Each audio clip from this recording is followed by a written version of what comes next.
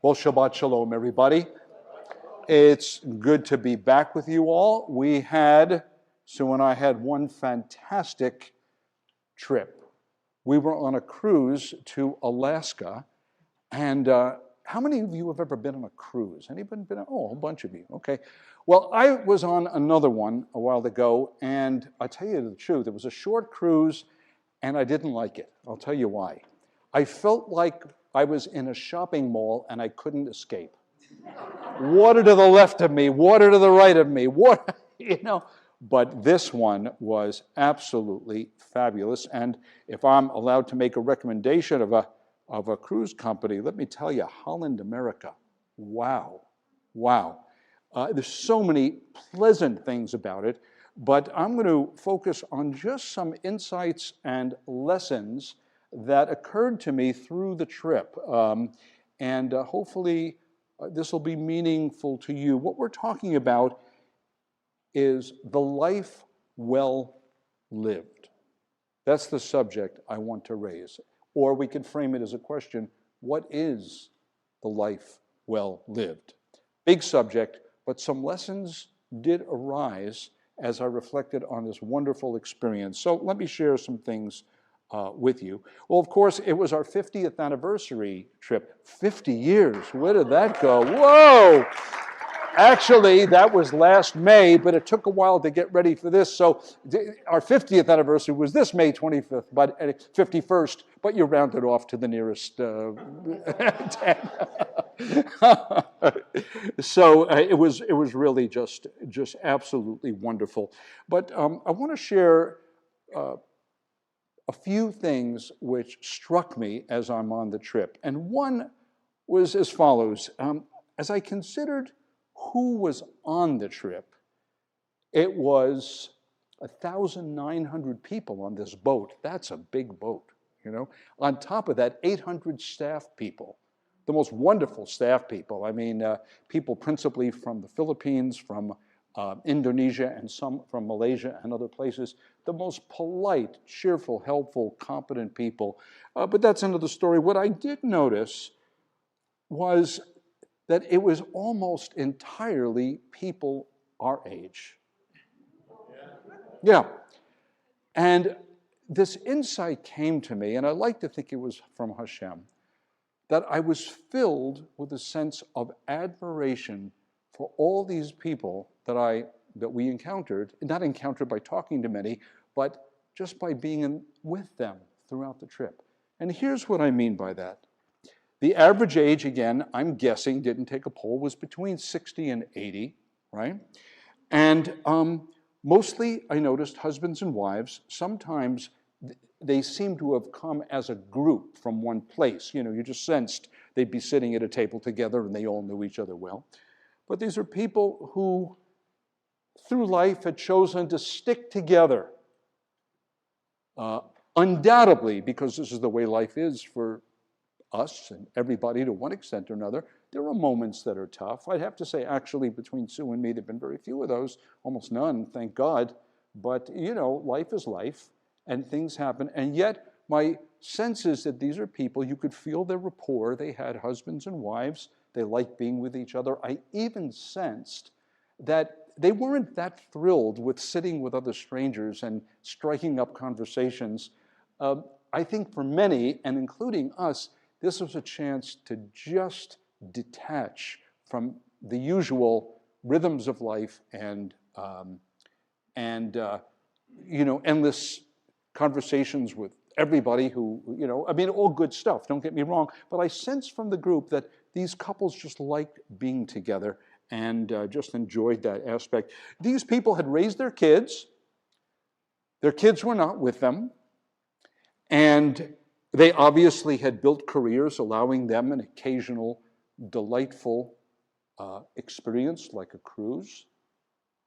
And the net result is that I came away with a profound sense of gratitude, or not gratitude, it's not the right word. There is that too, gratitude to God for the whole experience.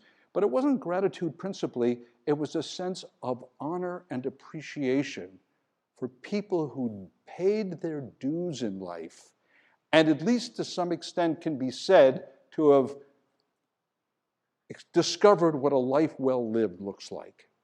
It's not a spiritual insight particularly, but I want to conclude with this later on within a larger framework of our Messianic Jewish experience. So that was the first thing, a sense of appreciation and honor for people who had lived into their 60s, 70s, and 80s and had paid a lot of dues.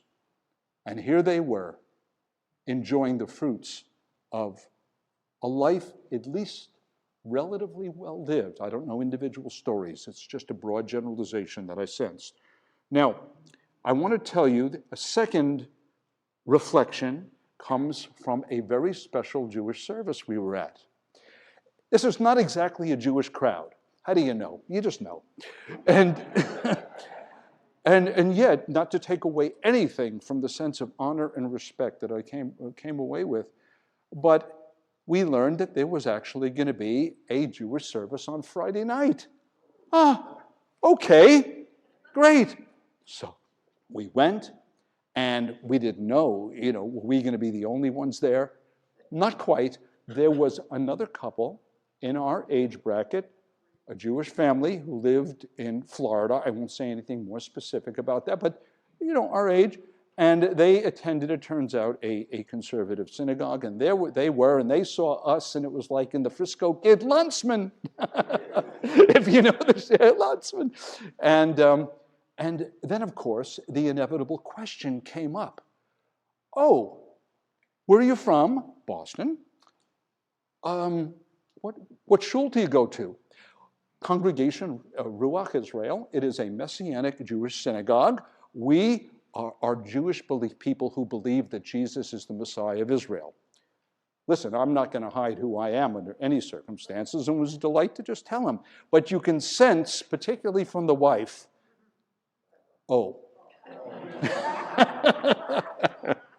right? But you got to give Holland America credit. They had challah, they had wine, and Siddurim, Gates of Prayer, Reform Siddur, and So there we were in this special moment of praying Lecha Dodi and praying elements of the evening service. And the guy had a good voice, and I can sing, and all through he's saying, "Wow, that was great." I mean, I don't know exactly what he meant by that. The experience he was having, and the fact that we knew the liturgy quite well, and he would say, "Well, can you suggest a song for such and such?" And no problem. And they knew the song too. And there was this wonderful kesher. Kesher means connection.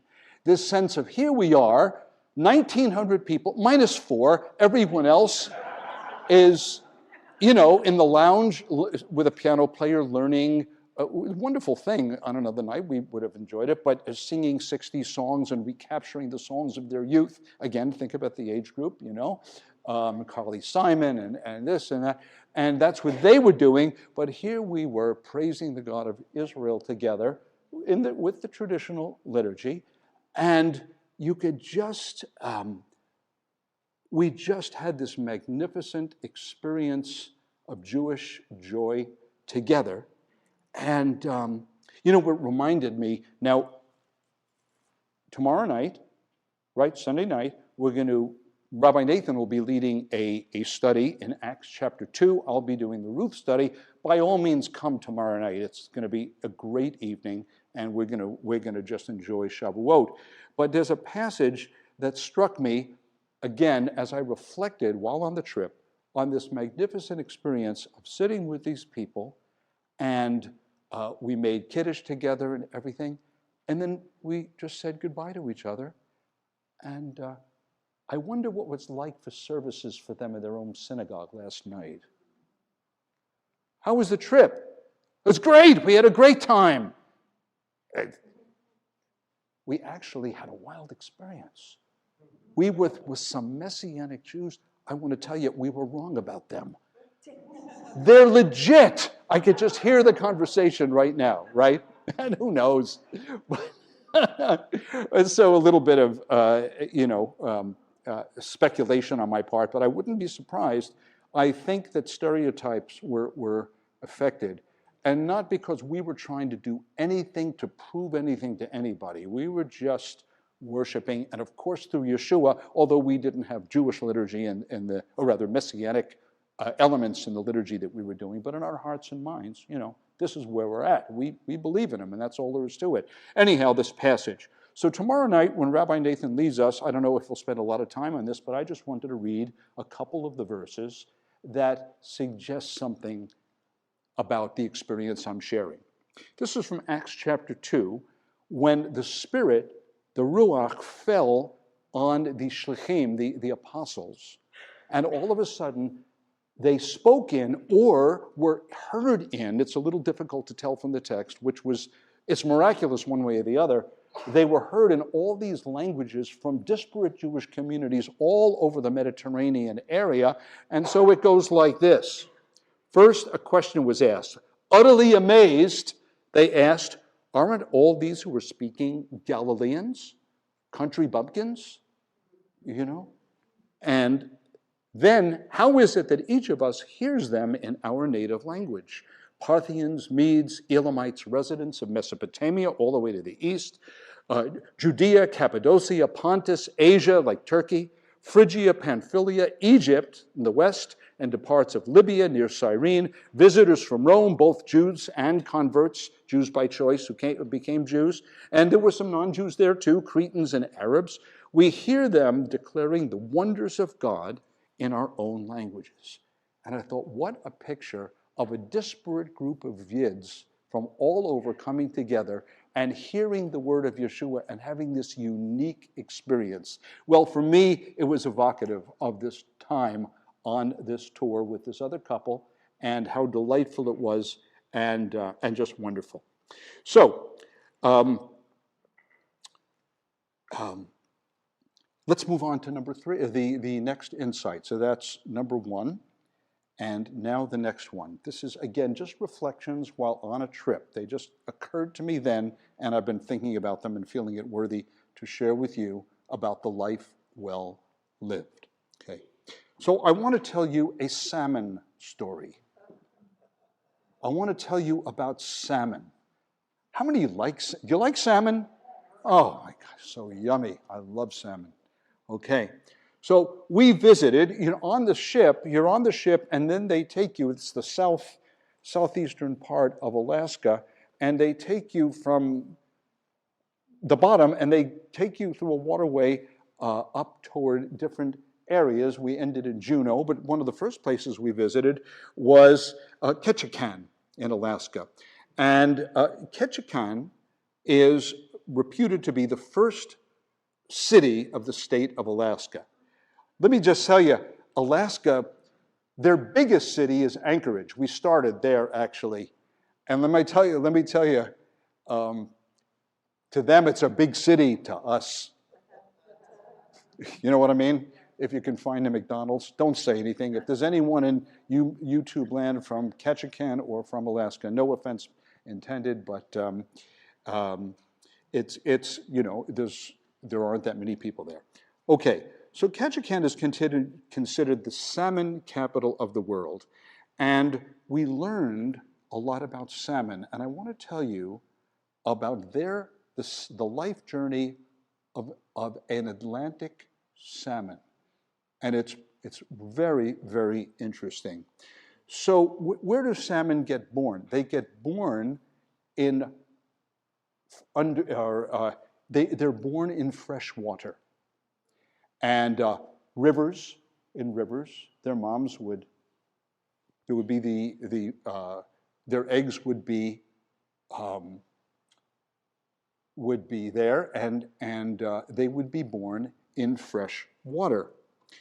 And then, after they grow up a little bit, there are physiological chemical changes in their bodies which gradually prepare them for their journey to the sea, to salt water. This is an amazing thing. They go from fresh water to salt water. And so then they continue in living in salt water in time for them, after they've grown to adulthood, to swim back to the actual river they were born, though it might be hundreds of miles away. And there are speculations as to what allows this to occur. Some have said that it has something to do with the magnetic aspects of the magnetic nature of the magnetic field surrounding the Earth, and perhaps they somehow tune into that. Others suggest there's something, some subtlety in the environment in which they were born, that they were able to somehow navigate their way. But don't you find that miraculous? Or, general, not the strict sense miraculous, as part of the physical world, but don't you find that amazing? And I want to tell you about the journey. You see, they can travel back up to 1,000 kilometers. I imagine kilometers 5/8 of a mile. So anyhow, hundreds and hundreds of miles, and somehow they're able to, from the ocean, find their way back to the place that they were born. And salmon have special muscles adapted for this kind of journey, muscles that give them the ability for short, explosive action, like quick twitch muscles we talk about that people have. And they're able to jump 10 feet in the air from swimming, jump because they have to go up waterfalls many times. They can jump out of the water as high as 10 feet, and waiting at the top, we saw pictures of this. We didn't see actual bears there, but there's pictures of bears right at the top of the waterfall, standing on rocks with their mouths open. What do you think they're doing? Come here, little fishies, right? And so jumping right into the mouths of all these bears. In other words, it's a very treacherous journey, as you can imagine. But ultimately, they arrive back, and they have become so depleted of their fat sources and their energy that they spawn their young and they die. Right? All the effort given to do this one thing of seeing to it that the next generation continues. All right. Now, what does this have to do with Messianic Jewish anything? Well, let me tell you. Quiz question. I wonder if anyone knows this. What is the Hebrew word for fish? Does anyone know? Dog. That's right. All right, smarties.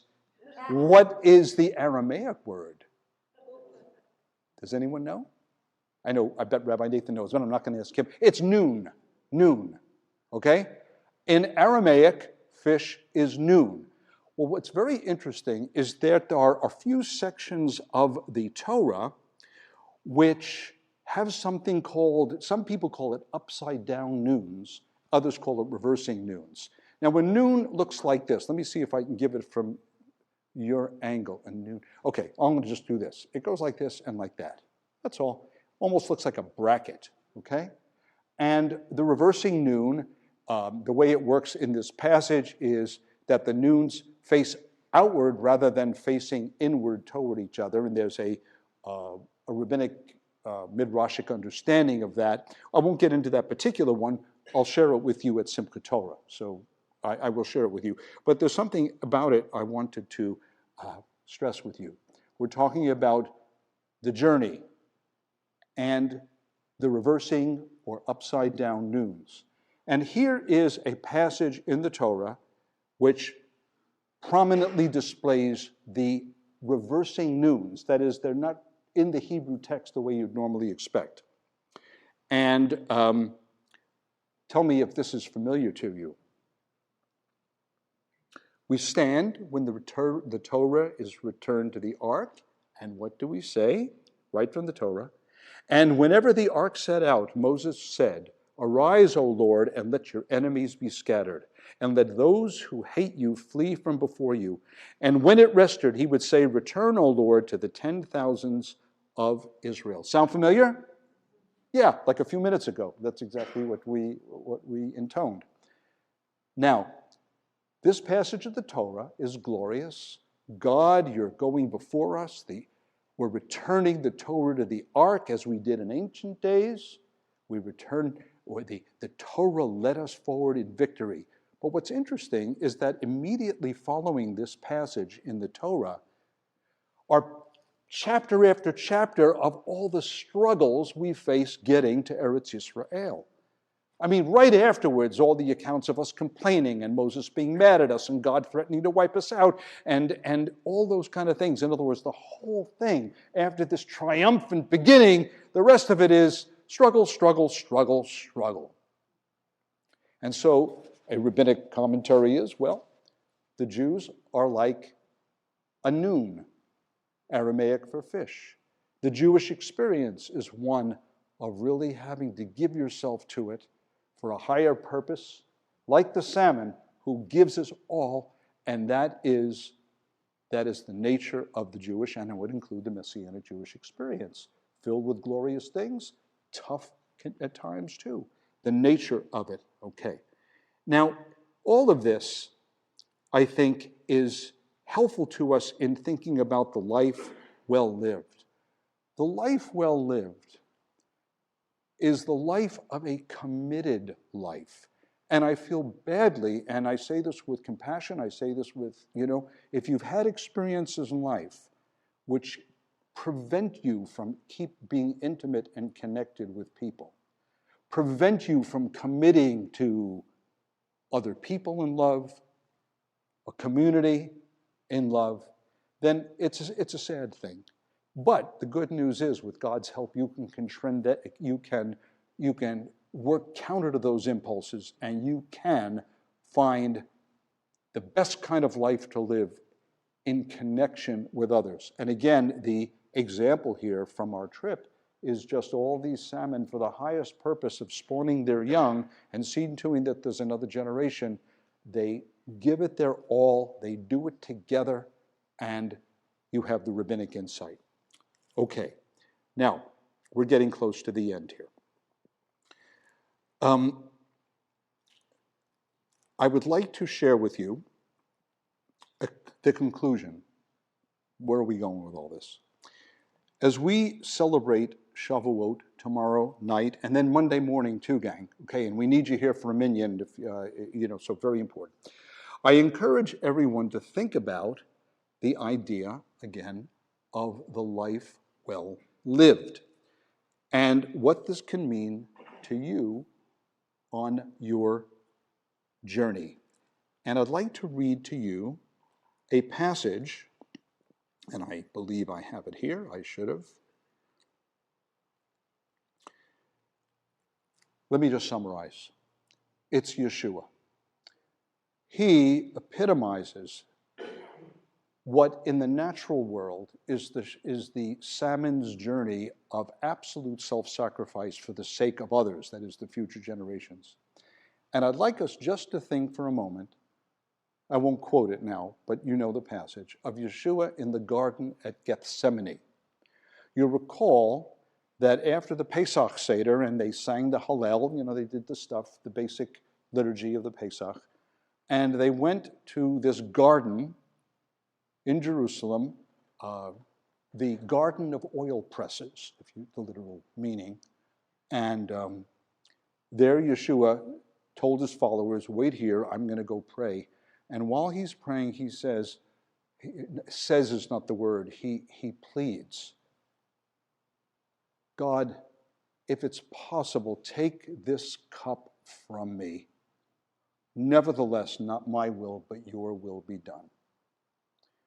Now, what he was thinking about was the inevitability of his own crucifixion, which is one of the most psychologically and physically horrific ways to die you can possibly imagine. We've talked about that at other times.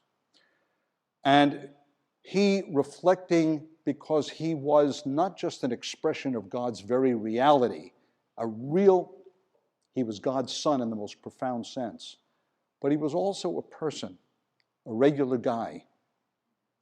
And in this moment where the natural human desire for self-preservation and to avoid pain was facing the inevitability of what he knew he had to do to make Kippurah for Israel. And it is, to me, in the world of salmon, It's a vague intimation, but yet nonetheless, I think is hardwired into the fabric of God's revelation to humanity of what the good life, the best life is. It doesn't necessarily include horrific things, but it includes things that are tough, that you transcend and you do for higher purposes. And every one of you and me, we've all got our stories. But God is saying, I think, to us this morning, be thinking about the highest life being one of reward for a job well done, but also the willingness to do the tough thing, because that's Messiah's example to us. And then how does it all end? I conclude with a few thoughts about, or a few verses about Avraham Avinu. Abraham lived 75 years, and Abraham breathed his last and died at a good old age, an old man and full of years, and he was gathered to his people, and his son Isaac and Ishmael buried him in the cave of Machpelah near Mamre, in the field of Ephron, son of Zohar the Hittite. The field Abraham had bought from the Hittites. There Abraham was buried with his wife Sarah. After Abraham's death, God blessed his son Isaac, who then lived near Beer Lahai-Roi. And so as we celebrate tomorrow night and Monday morning, as we celebrate Shavuot, I just want to encourage you to think about what a life well lived looks like, what it's supposed to look like, what it can look like. And may we all, in little ways and big ways, make decisions to live that life, which at the end we look back and go, you know, that was good. Shabbat Shalom, everyone. In the mouths of the house of Israel, and may your descendants and the descendants of your people Israel be those who know your name and study your Torah, for Messiah